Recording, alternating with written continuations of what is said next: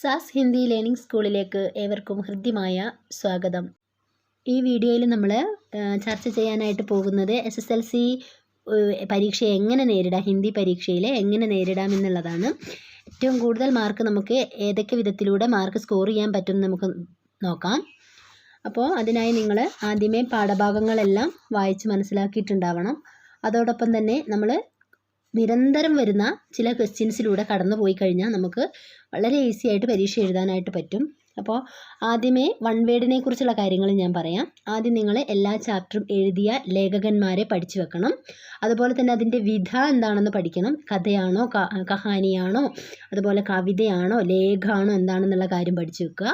അതുപോലെ പാഠഭാഗത്തിൻ്റെ ഉള്ളിൽ നിന്നും വൺ വേർഡ് ക്വസ്റ്റ്യൻസ് വരാറുണ്ട്.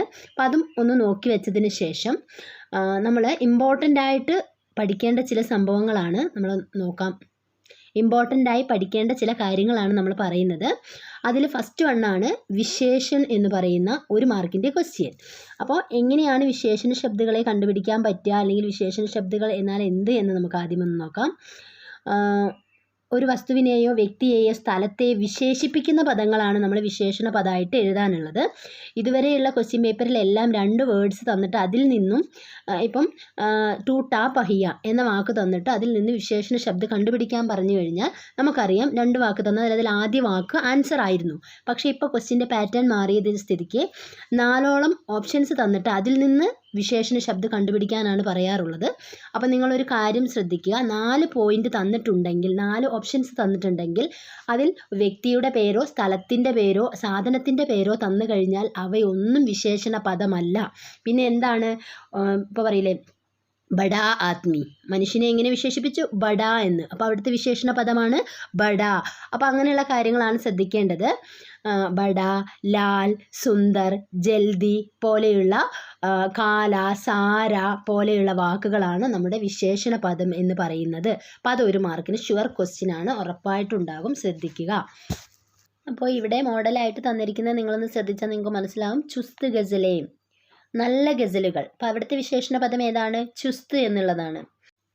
ഇവിടെ നോക്കിയേ, നീലി സ്യാഹി എന്ന് പറയുന്നതിൽ നീലി, സിദ്ധ് കവി എന്ന് പറയുന്നതിൽ സിദ്ധ്, ടൂട്ടാ പഹിയ എന്ന് പറയുന്നതിൽ ടൂട്ട, സഫേദ് പട്ടി എന്ന് പറയുന്നതിൽ സഫേദ്, ഇതൊക്കെ വിശേഷണ പദമാണ്. അപ്പോൾ ഇവിടെ 2 വാക്ക് തന്നു കഴിഞ്ഞാൽ അതിൽ ആദ്യത്തെ വാക്ക് വിശേഷണ പദമായിട്ട് നമുക്ക് എഴുതാം. പക്ഷേ ഇപ്പോൾ വരുന്നതിൻ്റെ മോഡൽ ഞാൻ നിങ്ങളോട് പറഞ്ഞിട്ടുണ്ട്. 4 ഓപ്ഷൻ തന്നിട്ടാണ് ചോദിക്കുക. അപ്പോൾ വിശേഷണ പദം എന്താണെന്നുള്ളത് നിങ്ങൾ അറിഞ്ഞിരിക്കണം. ദുരൂഹ്, ബൂഢ, ഗന്ത, പെഹല, കാനി, കീമത്തി, ദൂന്തലി, സീട്ടിനുമ, അങ്ങനെ പറയുന്നതെല്ലാം എന്താണ്? വിശേഷണ പദമാണ്. ഓക്കെ, അപ്പോൾ അത് 1 മാർക്കിന് ഷുവർ ക്വസ്റ്റ്യൻ ആണ്. ഇനി അടുത്തതായി നമ്മൾ നോക്കേണ്ടത് എന്താണെന്ന് പറയാം. ഇനി നമ്മൾ നോക്കേണ്ടതാണ് സർവനാം. സർവനാമം 4 ഓപ്ഷൻ തന്നിട്ട് അതിലൊന്ന് കറക്റ്റായിട്ടുള്ള ജോഡി കണ്ടുപിടിക്കാൻ പറയാറുണ്ട്. അല്ല എങ്കിൽ ഒരു വാക്ക് തന്നിട്ട് അതിലെ സർവനാമം ഏതെന്നും ചോദിക്കാറുണ്ട്. 2 ടൈപ്പിലാണ് ചോദിക്കാറുള്ളത്. ഏറ്റവും കൂടുതൽ കണ്ടുവരുന്നത് ഈ ഒരു മോഡലാണ്. എന്ന് പറഞ്ഞു കഴിഞ്ഞാൽ സഹി വികൽപ്പ് ചുൻകർ ലിഖൻ, ശരിയായ ജോഡി ഏതാണെന്ന് കണ്ടുപിടിച്ച് എഴുതാനാണ് പറഞ്ഞിട്ടുള്ളത്. അപ്പോൾ ഇവിടുത്തെ 1ാമത്തെ ക്വസ്റ്റ്യൻ തന്നെ ശ്രദ്ധിച്ചാൽ നമുക്ക് മനസ്സിലാവും. തൂ പ്ലസ് കോ തേരി എന്ന് കൊടുത്തിട്ടുണ്ട്, തൂ പ്ലസ് കി തേരി എന്ന് കൊടുത്തിട്ടുണ്ട്, തൂ പ്ലസ് കാ തേരി എന്ന് കൊടുത്തിട്ടുണ്ട്, തൂ പ്ലസ് കെ തേരി എന്ന് കൊടുത്തിട്ടുണ്ട്. അപ്പോൾ ഇതിൽ തേരി എന്ന് വരുന്നതിലെ സർവനാമ ശരിയായിട്ടുള്ള ജോഡി ഏതെന്നാണ് ചോദിച്ചിരിക്കുന്നത്. നമുക്കറിയാം തേരി എന്ന് പറഞ്ഞാൽ തൂ പ്ലസ് കി ആണ്. അതേപോലെ മേരി എന്ന് പറയുന്നതിൽ ഉപയോഗിച്ചിരിക്കുന്ന സർവനാം ഏത് എന്ന് പറഞ്ഞിട്ട് 2ാമത്തെ ക്വസ്റ്റ്യൻ വന്ന് കിടക്കുന്നുണ്ടോ. മേരി മേ നിഹിത് സർവനാം കോൺസാഹെ, അങ്ങനെയും ക്വസ്റ്റ്യൻ ഉണ്ടാകും. മേം, ഹം, തു, തും എന്ന് കൊടുത്തിരിക്കുന്ന മേരി എന്നതിലെ സർവനാമം ഏതാണ്? മേം ആണ്. അപ്പോൾ ഇത് സർവനാമത്തിൻ്റെ വീഡിയോ നമ്മൾ ഇതിനു മുമ്പ് ചെയ്തിട്ടുണ്ട്. പക്ഷെ ഞാൻ ജസ്റ്റ് ഒന്ന് നിങ്ങൾക്ക് എളുപ്പമാകാൻ വേണ്ടി ഇതിലൊന്ന് പറഞ്ഞു തരാം. നിങ്ങൾക്ക് തന്നിരിക്കുന്ന ക്വസ്റ്റ്യനിൽ ഉസ് ചേർത്തിട്ടുള്ള വാക്ക് വന്നു എന്ന് വിചാരിക്കുക. ഉസ്ക എന്നോ, ഉസ്കി എന്നോ, ഉസ്കെ എന്നോ, ഉസ്കോ എന്നോ, അതേതോ ആയിക്കോട്ടെ. ഉസ് എന്നുണ്ടെങ്കിൽ നിങ്ങൾ അതിൻ്റെ ഫസ്റ്റ് പാർട്ടിലെ സർവനാമമായിട്ട് വരുന്നത് വഹ് ആണെന്ന് മനസ്സിലാക്കണം. ഉസ് കണ്ടു കഴിഞ്ഞാൽ വഹ്. പ്ലസിന് അപ്പുറത്തുള്ളത് ഞാൻ പിന്നീട് പറയാം. അതുപോലെ ഉൻ ചേർത്തുള്ള വാക്കാണ് വരുന്നതെങ്കിൽ അതിലെ സർവനാം വരുന്നത് വേ ആണ്. ഉൻമേം, ഉൻസേ, ഉൻകോ എന്ന് പറയുന്നതിലെ സർവനാം വേ ആണ്. എന്നാൽ ഇസ്ക, ഇസ്കി, ഇസ്സേ, ഇസ്കി എന്നൊക്കെ പറഞ്ഞ് വന്നു കഴിഞ്ഞാൽ യഹ് എന്ന് പറയുന്നതാണ് നമ്മൾ എഴുതേണ്ടത്. അതുപോലെ ഇൻസേ, ഇൻകോ, ഇൻമേം, ഇൻ ചേർത്ത് വരുന്നതിലെ സർവനാമം വരുന്നത് യേ ആണ്. അപ്പോൾ എന്തൊക്കെയാണ് പറഞ്ഞത്? ഉസ് കണ്ടു കഴിഞ്ഞാൽ സർവനാമം വഹ്, ഉന്നാണ് കണ്ടിരിക്കുന്നതെങ്കിൽ സർവനാമം വേ, ഇസ് എന്നാണ് കണ്ടിരിക്കുന്നതെങ്കിൽ അതിലെ സർവനാം യഹ്, ഇന്നെന്നാണെങ്കിൽ യേ. ഇനി അത് നമ്മുടെ ഇവിടുത്തെ രണ്ടാമത്തെ ക്വസ്റ്റ്യൻ മോഡലാണ് ഇപ്പം ഞാൻ പറഞ്ഞത്. എന്നാൽ ഇതേപോലെ ശരിയായ ജോഡി ഏതെന്ന് ചോദിച്ചിട്ടൊരു ക്വസ്റ്റ്യൻ വന്നു കഴിഞ്ഞാൽ എക്സാമ്പിളായി ഞാൻ പറയാണ് ഉസ്ക. ഉസ്ക എന്നതിൻ്റെ ശരിയായ ജോഡി വരുന്നത് ഏത് സർവനാമവും ഏത് പ്രത്യയവും ചേർന്നപ്പോഴാണ് ഉസ്ക എന്ന് വന്നിട്ടുള്ളത്. അപ്പം ഞാൻ നിങ്ങളോട് പറഞ്ഞിരുന്നു ഉസ് കണ്ടാൽ ആദ്യത്തെ ഭാഗം ഏതാണ്? വഹാണ്. ഉസ്ക എന്ന് പറഞ്ഞതിനെ സ്പ്ലിറ്റ് ചെയ്ത് ഞാൻ പറയാം. വഹ് പ്ലസ് ക ആണ് ഉസ്ക. അതായിരിക്കും ശരിയായ ജോഡി. ഇനി ഉസ്കെ എന്നാണ് തന്നിരിക്കുന്നതെങ്കിൽ നിങ്ങൾ ഏത് ജോഡി ശരിയായത് കണ്ടുപിടിക്കണം? വഹ് പ്ലസ് കെ. ഉസ്കി എന്നാണെങ്കിലോ വഹ് പ്ലസ് കി. ഉസ്കോ എന്നാണെങ്കിലോ വഹ് പ്ലസ് കോ. മനസ്സിലായി എന്ന് വിചാരിക്കുന്നു. അതേപോലെ ഉൻക എന്നതാണെങ്കിൽ കറക്റ്റായ ജോഡി ഏതാണ്? വേ പ്ലസ് ക. ഉൻകെ എന്നാണെങ്കിൽ വേ പ്ലസ് കെ. ഉൻകി എന്നാണെങ്കിൽ വേ പ്ലസ് കി. ആ രീതിക്ക് പോകും. എന്നാൽ ഇസ്സെ എന്നാണെങ്കിലോ യഹ് പ്ലസ് സേ. ഇസ്ക എന്നാണെങ്കിൽ യഹ് പ്ലസ് ക. മനസ്സിലായെന്ന് വിചാരിക്കുന്നു. ഇനി ഇൻമേം എന്നാണ് തന്നിരിക്കുന്നതെങ്കിൽ യേ പ്ലസ് മേം. ഇൻസെ എന്നാണെങ്കിൽ യേ പ്ലസ് സേ. അപ്പം നിങ്ങൾ ആ 4 പോയിന്റ് നിങ്ങൾ ഓർത്ത് വെക്കുക. ഇനി ഒരു ചെറിയ കാര്യം കൂടി പറയാനുണ്ട്. നമ്മളെ ആദ്യത്തെ പാർട്ട് കണ്ടുപിടിക്കാനുള്ളതിൻ്റെ ട്രിക്ക് മേം, തു, തും, ആപ്പ്, വഹ്, യഹ്, വേ, യേ, ഹം ഇവ സർവനാമങ്ങളാണ്. ഒരു വാക്ക് തന്നിട്ട് അതിലെ സർവനാമം കണ്ടുപിടിക്കാൻ പറഞ്ഞു കഴിഞ്ഞാൽ ഹമാരാന്ന് തന്നു കഴിഞ്ഞാൽ നമ്മളതിൽ സർവനാമം കണ്ടുപിടിക്കാൻ അറിയണം. ഹം ആണ് അവിടുത്തെ സർവനാമം. മേര എന്ന് തന്നു കഴിഞ്ഞാൽ സർവനാമം ഏതാണ്? മെയിം ആണ്. തേര എന്ന് പറഞ്ഞാലോ തു ആണ്. തുമാരി എന്ന് പറഞ്ഞു കഴിഞ്ഞാൽ സർവനാമം ഏതാണ്? തും ആണ്. ആപ്കോ എന്ന് പറഞ്ഞാൽ സർവനാമം ഏതാണ്? ആപ്പാണ്. എന്നാൽ അതേപോലെ വരാത്തതാണ് ഈ 4 എണ്ണം ആദ്യം ഞാൻ പറഞ്ഞ കാറ്റഗറി. ഉസ്, ഇസ്, ഉന്ന്, ഇന്ന്. അതിനെ സർവനാമമായിട്ട് ഉസും ഇസും ഇന്നും ഒന്നും നമുക്ക് എടുത്തെഴുതാൻ പറ്റൂല. അവിടെ ഉസ് കണ്ടാൽ വഹ്, ഇസ് കണ്ടാൽ യഹ്, ഉന്ന് കണ്ടാൽ വേ, ഇൻ കണ്ടാൽ യേ. ആദ്യ പാർട്ട് റെഡി ആയെങ്കിൽ പ്ലസിനപ്പുറം വരുന്ന വാക്കുകൾ കാ, കെ, കി, നേ, കോ, സേ, മേം, പർ ഇങ്ങനെയാണ് ഉണ്ടാവുക. അപ്പോൾ ഉസ്ക എന്ന് പറഞ്ഞപ്പോൾ നമ്മൾ സ്പ്ലിറ്റ് ചെയ്ത് പഠിച്ചില്ലേ? വഹ് പ്ലസ് കാ ആണ് ഉസ്ക എന്ന്. രണ്ടാമത്തെ പാർട്ടിൽ കാന്നുണ്ട്. അത് ആ കാ അതുപോലെ തന്നെ എഴുതിയാൽ മതി. പക്ഷെ ഇവിടെ മാറുന്ന ഒരു സമയമുണ്ട്. അത് എവിടെയാണെന്ന് അറിയാവോ? മേരാന്ന് തന്നു എന്ന് വിചാരിക്കുക. അപ്പം മേം എന്നതാണ് അതിലെ സർവനാമം. രാ എന്ന് പറയുന്നത് നമുക്ക് പ്രത്യയത്തിലില്ലാത്തതാണ്. അപ്പം രാ എന്ന് വന്നു കഴിഞ്ഞാൽ അവിടെ നമ്മൾ പ്ലസിനപ്പുറം കാ എന്നാണ് ഉപയോഗിക്കേണ്ടത്. എന്നാൽ രേ എന്നാണെങ്കിലോ കെ, രീ എന്നാണെങ്കിലോ കി. എക്സാമ്പിൾ പറയാം. തേരീ എന്നാണെന്ന് വിചാരിക്കുക.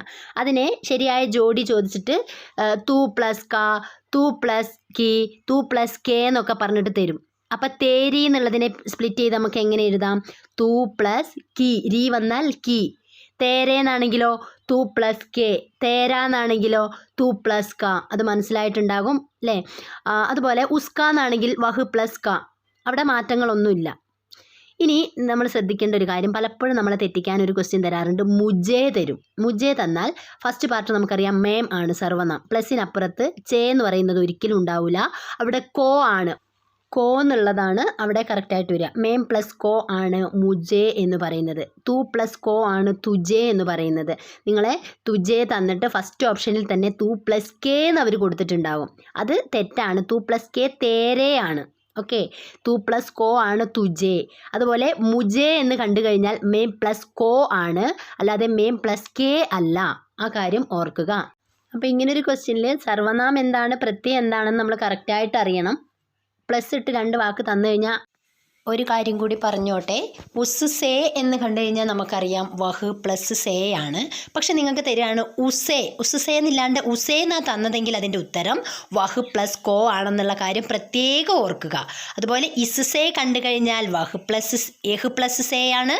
ഇസേ എന്നാണെങ്കിൽ യഹ് പ്ലസ് കോ ആണ്. അതും തെറ്റിക്കാൻ വരുന്നൊരു ക്വസ്റ്റ്യൻ ആണ് കേട്ടോ.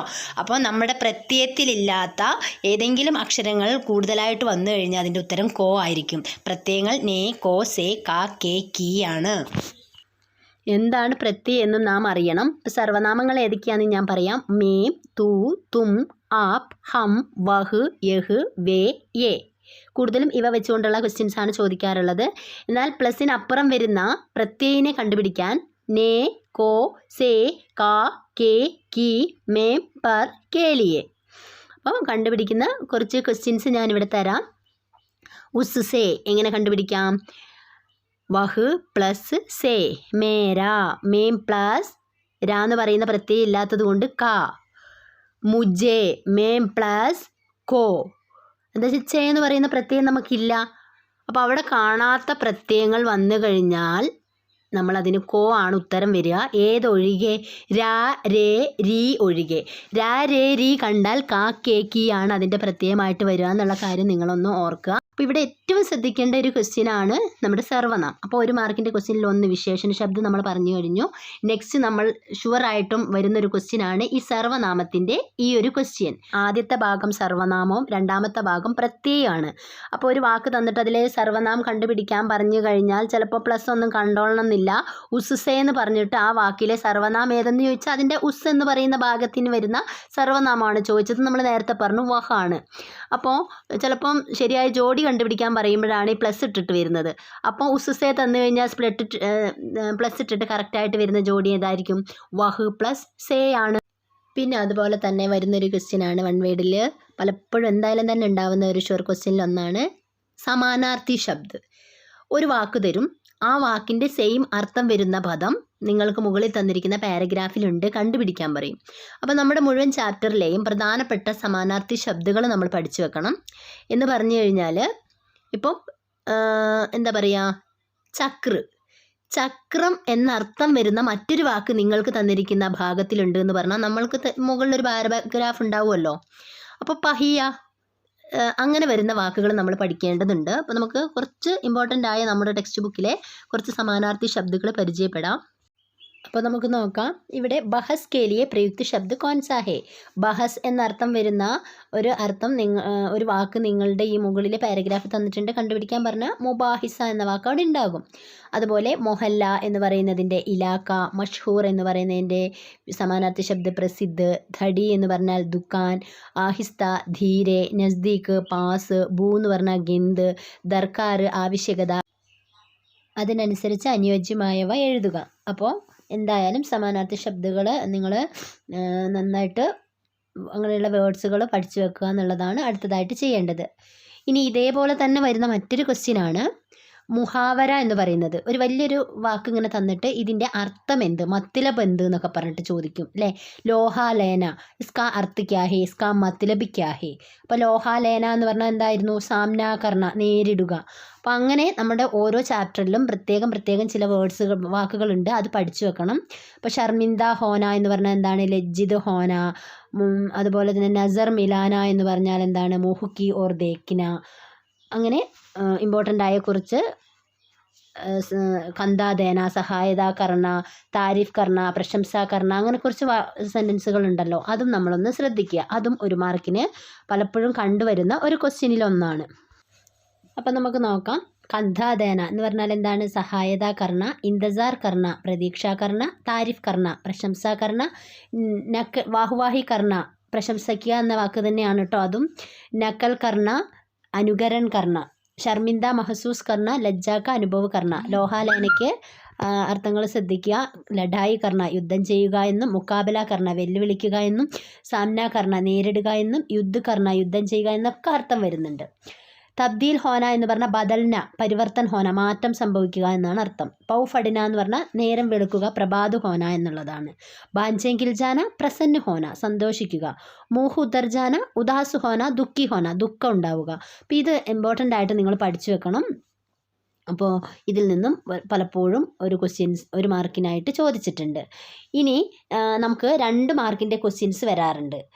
അപ്പോൾ ഈ 2 മാർക്കിൻ്റെ ക്വസ്റ്റ്യൻസ് വരുമ്പോൾ ഒരിക്കലും നമ്മളത് ഒഴിവാക്കാൻ പാടില്ല. നമുക്ക് തന്നിരിക്കുന്ന മുകളിലെ പാരഗ്രാഫിനെ ബേസ് ചെയ്തിട്ടായിരിക്കും പലപ്പോഴും ക്വസ്റ്റ്യൻസ് ഉണ്ടാവുക. അല്ല എങ്കിൽ പാഠഭാഗം അറിയുന്നൊരു കുട്ടിക്ക് അതിനെ വെച്ച് കറക്റ്റായിട്ടുള്ള ഉത്തരം എഴുതാൻ പറ്റും. അല്ലാത്തവർ ശ്രദ്ധിക്കേണ്ടത് 2 മാർക്കിൻ്റെ ക്വസ്റ്റ്യൻ വരുമ്പോൾ മുകളിൽ പാരഗ്രാഫ് ഉണ്ടെന്നുണ്ടെങ്കിൽ നിങ്ങൾ ചെയ്യേണ്ടത് അതിൽ നിന്നുള്ള ക്വസ്റ്റ്യൻസിനോട് അടുപ്പിച്ച് വരുന്ന വാക്കുകൾ വരുന്ന ഭാഗത്ത് അതിൻ്റെ ഉത്തരം ഉണ്ടാകും. അതെങ്കിലും എടുത്ത് എഴുതി വെക്കണം. അറ്റൻഡ് ചെയ്താൽ തന്നെ നമുക്ക് അവിടെ 1 മാർക്ക് കിട്ടുന്നതാണ്. അപ്പോൾ അങ്ങനെയുള്ള കാര്യങ്ങളൊന്ന് ശ്രദ്ധിക്കുക. പിന്നെ നമുക്ക് മെയിനായിട്ട് നോക്കാനുള്ള സംഭവങ്ങളാണ് കുറച്ച് ഗ്രാമറിൻ്റെ ക്വസ്റ്റ്യൻസ് ഉണ്ട്. ലഘു സഹായക ക്രിയ, കാക്കേക്കിയുടെ നിയമം, അതുപോലെ തന്നെ ടെൻസുകൾ, കാലങ്ങളുടെ സെൻറ്റൻസുകൾ തന്നിട്ട് ഒരു സെൻറ്റൻസ് തന്നിട്ട് മാതൃകയ്ക്കനുസരിച്ച് മാറ്റി എഴുതാൻ പറയും. മുകളിലൊരു സെൻറ്റൻസ് തന്നിട്ടുണ്ടാവും, അതിനെ ഒരു രീതിയിൽ മാറ്റി എഴുതിയിട്ടുണ്ടാവും. അതേപോലെ നിങ്ങൾക്ക് തന്നിരിക്കുന്ന സെൻറ്റൻസിനെ നിങ്ങൾ മാറ്റി എഴുതേണ്ടതുണ്ട്. അങ്ങനെ 1 മാർക്കിൻ്റെ വീതമുള്ള 1-2 ഗ്രാമർ ക്വസ്റ്റ്യൻസും ഉണ്ടാകും. അപ്പോൾ അതിനെ നമ്മൾ ഒന്ന് കാക്കേക്കിയുടെ നിയമം പഠിക്കുക, മറ്റൊന്ന് ലഘു സഹായക ക്രിയ വന്നു കഴിഞ്ഞാൽ എങ്ങനെ ഉത്തരം കറക്റ്റാക്കുക എന്നുള്ളത് പഠിച്ചു വെക്കുക. പിന്നെ ഇതേപോലെ മാതൃകയ്ക്കനുസരിച്ച് മാറ്റി എഴുതാൻ വരും. അപ്പോൾ അത് വളരെ സിമ്പിളായിട്ട് മാർക്ക് സ്കോർ ചെയ്യാൻ പറ്റിയ ഒന്നാണ്. അപ്പോൾ ലഘു സഹായക ക്രിയയുടെ എങ്ങനെയാണ് ഉത്തരം കണ്ടുപിടിക്കുന്നത് എന്നുള്ള വീഡിയോ നമ്മൾ അപ്ലോഡ് മുമ്പ് ചെയ്തിട്ടുണ്ട്. പക്ഷേ ഇപ്പോൾ നിങ്ങൾക്ക് വളരെ എളുപ്പത്തിന് വേണ്ടിയിട്ട് ഇത് മനസ്സിലാവാത്തവർ അത് പോയി കാണുക കേട്ടോ. ഇവിടെ ചിലപ്പോൾ നിങ്ങൾക്ക് പലപ്പോഴും 4 സെൻറ്റൻസ് തന്നിട്ട് അതിൽ ശരിയായിട്ടുള്ള സെൻറ്റൻസ് കണ്ടുപിടിക്കാനാണ് പറയുക. അപ്പോൾ ലഘു സഹായക ക്രിയയുടെ നിയമം അറിയുന്ന ഒരു കുട്ടിക്ക് കറക്റ്റായിട്ട് ഉത്തരം കണ്ടുപിടിക്കാൻ പറ്റും. വളരെ സിമ്പിളായ ഒരു ചോദ്യമായിരിക്കും ഇത്, നമുക്ക് കണ്ടുപിടിക്കാൻ വളരെ എളുപ്പത്തിൽ സാധിക്കും. അപ്പോൾ അതിന് ചെയ്യേണ്ട ഒരു കാര്യം ഇതേ ഉള്ളൂ. ആദ്യം 4 സെൻറ്റൻസ് തന്നിരിക്കുന്നത് നിങ്ങൾ ശ്രദ്ധിക്കുക. ബേല സാഹിൽ സേ കഹനെ ലഗ, ബേല സാഹിൽ സേ കഹനെ ലഗി, ബേല സാഹിൽ സേ കഹനെ ലഗെ, ബേല സാഹിൽ സേ കഹന ലഗി. അപ്പോൾ ഇതിൽ ഏതാണ് കറക്റ്റ് എന്നറിയാൻ നമ്മൾ ചെയ്യേണ്ടത് ഇത്രയേ ഉള്ളൂ. ഞാൻ അതിൻ്റെ നിയമം പറയാം. ആദ്യം പ്രവൃത്തി ചെയ്യുന്ന ആൾ ഇവിടെ ബേലയാണല്ലോ. ബേല എന്നത് ഒരു സ്ത്രീ ശബ്ദമായതുകൊണ്ട് നമ്മൾ അവിടെ മനസ്സിലാക്കണം, ലഘു സഹായക ക്രിയ അവസാനിക്കുക ലഗീന്നായിരിക്കും. അതാദ്യം ആലോചിക്കുക. ഇനി ഫസ്റ്റിൽ പുരുഷ ശബ്ദമാണ് വരുന്നതെങ്കിൽ ലഘു സഹായക ക്രിയയിൽ ലാസ്റ്റിൽ ലഗ എന്നായിരിക്കും വരിക. ഒന്നിൽ കൂടുതൽ ആളുകളെ സൂചിപ്പിച്ചു കഴിഞ്ഞാൽ ലഗേ എന്ന് വരും. എന്നാൽ ഒന്നിൽ കൂടുതൽ സ്ത്രീകളെ മാത്രം പറഞ്ഞു കഴിഞ്ഞാൽ അവിടെ ലഗി കഴിഞ്ഞൊരു കുത്തുകൂടി വേണം, ലഗീം എന്ന് വരും. ഇവിടെ ബേല എന്ന് പറയുന്നത് ഒരു സ്ത്രീ ശബ്ദമാണ്, അവസാനിക്കുക ലഗി എന്നാണെന്ന് നമ്മൾ കണ്ടു. അങ്ങനെയാണെങ്കിൽ ഇവിടെ ലഗി വന്നിട്ടുള്ള എത്ര ഓപ്ഷൻസ് ഉണ്ട്? 2ഉം 4ഉം ആണ് ഉള്ളത്. അപ്പോൾ 1ഉം 2ഉം അല്ല, 1ഉം 3ഉം അല്ല എന്നുള്ളത് നമുക്ക് മനസ്സിലായി, അത് കട്ട് ചെയ്യാൻ സാധിക്കും. പക്ഷേ ആ ഒരു നിയമം മാത്രം നോക്കിയാൽ പോരാ. പിന്നെ നമ്മൾ ചെയ്യേണ്ടത് എന്താണ്? ഇവിടെ അതിൻ്റെ ഒരു കാര്യം കൂടി ശ്രദ്ധിക്കാനുണ്ട്. ഈ ലഘു സഹായക ക്രിയ വരുന്ന വാക്കിൻ്റെ തൊട്ട് മുമ്പിൽ ഒരു വെർബ് ഉണ്ടാവും, ഒരു ക്രിയ ഉണ്ടാകും. ഇപ്പം ലഗ, അവിടെ കഹനേന്ന് കണ്ടോ നിങ്ങൾ? അപ്പോൾ ആ വാക്ക് എപ്പോഴും നേ എന്ന് മാത്രമേ അവസാനിക്കാൻ പാടുള്ളൂ. അവിടെ നാന്നോ നീന്നോ വന്നു കഴിഞ്ഞാൽ ഉത്തരം തെറ്റും. അപ്പോൾ ഇവിടെ കറക്റ്റായിട്ടുള്ള ഉത്തരം ഒന്ന് കണ്ടുപിടിച്ചേ. ബേല സാഹിൽ സേ കഹ്നെ ലഗ ആണോ, ബേല സാഹിൽ സേ കഹനെ ലഗി ആണോ? നമുക്കറിയാം സെക്കൻഡ് ഓപ്ഷനാണ് ഇവിടെ കറക്റ്റായിട്ട് വരിക അല്ലേ. അപ്പം നേ എന്നുള്ള ഒരു ഓപ്ഷൻ വന്നതും അതുപോലെ ലഘു സഹായക ക്രിയ ആദ്യത്തെ ആൾക്കനുസരിച്ച് മാറും എന്നുള്ള കാര്യം ഓർക്കുക. പക്ഷേ ഇനി ഇവിടെ നിങ്ങൾക്ക് ഡൗട്ട് വരാനുള്ള ഒരു സാധ്യത ഞാൻ പറഞ്ഞുതരാം. ഇവിടെ ഒന്നിൽ കൂടുതൽ ആളുകൾ വന്നു കഴിഞ്ഞാൽ ലഗേ ആണെന്ന് ഞാൻ പറഞ്ഞല്ലോ. അപ്പം നിങ്ങൾക്കൊരു ഡൗട്ടെങ്കിൽ കുറച്ച് പേർക്കെങ്കിലും വന്നിട്ടുണ്ടാവും.